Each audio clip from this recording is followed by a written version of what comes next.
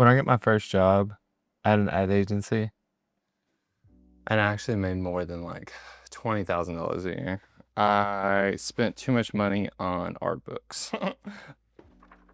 I feel like the great thing about art books is it's so hard to see images online sometimes, or there's so many images in books that aren't online yet. Like a lot of these Virgil images, it's so hard to find them online because it's either someone scanned it out of the book and it's a bad scan, or just, you know what I'm saying, nobody's taking the time to do it. So much of this shit is just gold. Salvador Dalí, 50 Secrets of Magical Craftsmanship. This is probably my favorite art book I've ever read. He just goes through a bunch of things that I don't know if they're necessarily helpful for all artists, but like 5 thoughts on art. The work must impress without touching you. Just so many helpful things in here, like the slumber with a key, which if you're not familiar, it's like basically you just sit up in a chair and you hold something heavy like a key, and then you hold it over a bowl, and then as you fall asleep, you'll drop the key into the bowl, it'll wake you up, and then you have your idea.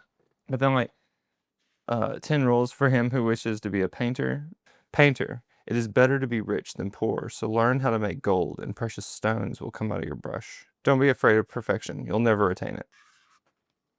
Gold. Very helpful book. Byways by Roger Deakins.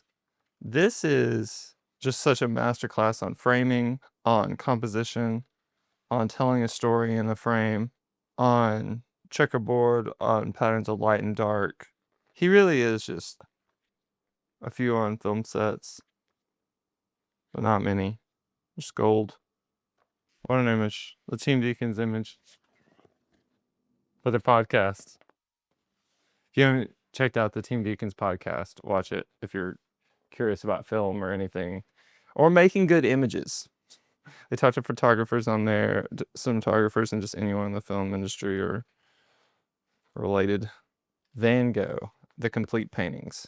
I think these types of books are so important. They're not that great to look at, if we're being honest. They're a little small, and they even are a little flimsy. Like this one's definitely coming apart.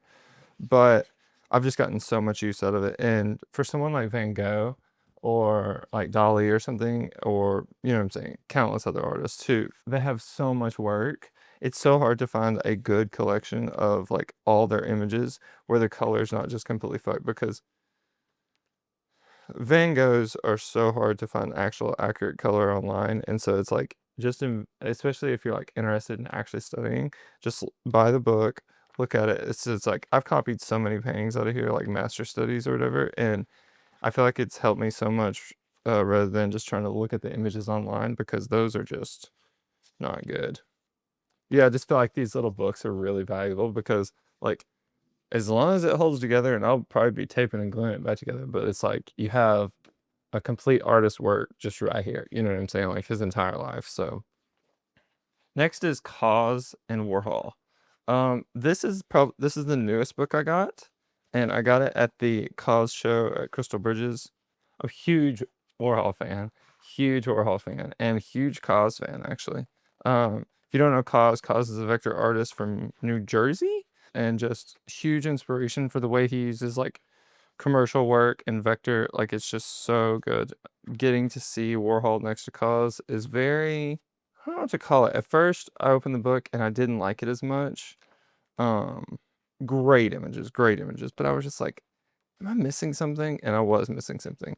Um you can see an evolution. You can see the medium coming through. Like you can feel the computer, you can feel the slow screen. And at first I was just like, it feels like we're just taking two people who do semi-pop art and putting them together. But this is really, I mean, classic Warhol image. Like so many of these are just like like you can't even look at them as images anymore. They're so iconic. I love this series. See, like there you go. I feel like this just says so much. Huge inspiration. Every time you pick it up, you're just like, yeah. Plus, just a really freaking nice book. Look at that black. It's just such a nice made book. And lastly, Virgil Abloh. Probably the book I've maybe looked at the most. Who knows? Cash Cardi bitch. Duchamp. Rock is in the building. I mean, so many of these images are just fucking probably the greatest album cover ever made. Come on now. Watch the Throne. Come on. Come on. Fucking classic shit. Come on. It's just so inspirational. And I feel like you don't get this just searching through images. Granted, I do love Pinterest because like it'll really take you from one person to another. Right here, we're trapped in Virgil Abloh's world. And for better or worse. So it's like on Pinterest, you can jump around to a lot of different stuff. Right here, we are just like in it. We are looking at every piece of clothing, everything that he's did. And just I love this type of book because I've never seen anything like this where it really feels like a catalog of someone's work for their entire life because unfortunately he passed away RIP shortly after. Um, but it's just one of those where it's like he has pictures of passports, hard drives, sketches, like well, my old shot list. Pre like 3D renderings, album covers, just so much stuff that's just like if you're looking less for something specific and more just about like vibes, this is like, you know, a gold mine.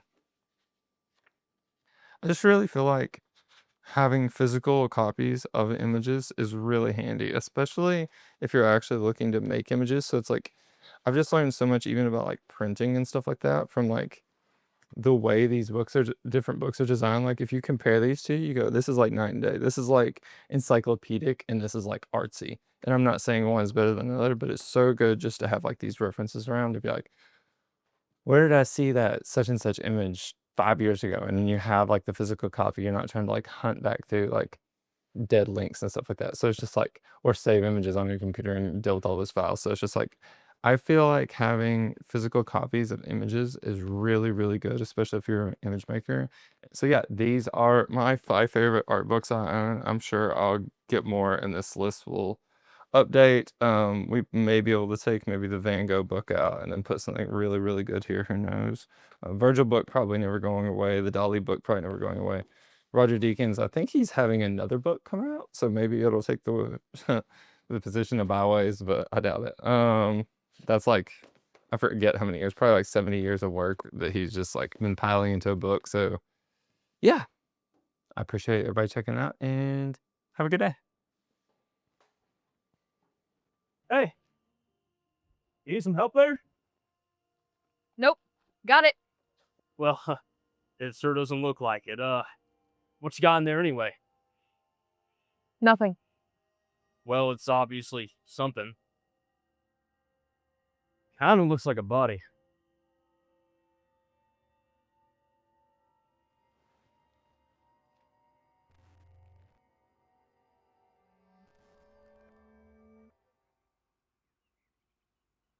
I'm sorry, what?